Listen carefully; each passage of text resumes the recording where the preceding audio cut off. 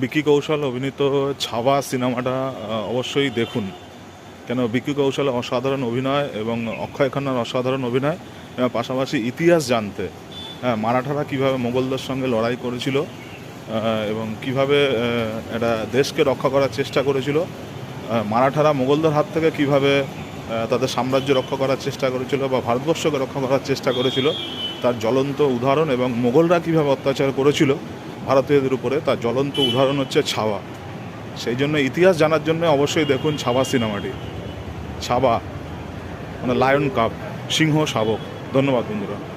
বিকি কৌশল অভিনীত ছাওয়া সিনেমাটা অবশ্যই দেখুন।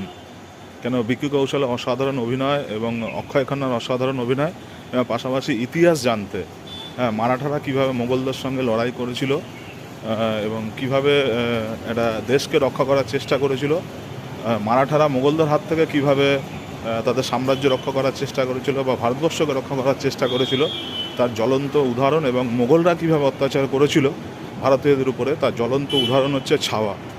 সেই জন্য ইতিহাস জানার জন্য অবশ্যই দেখুন ছাওয়া সিনেমাটি। ছাওয়া মানে লায়ন কাপ, সিংহ শাবক।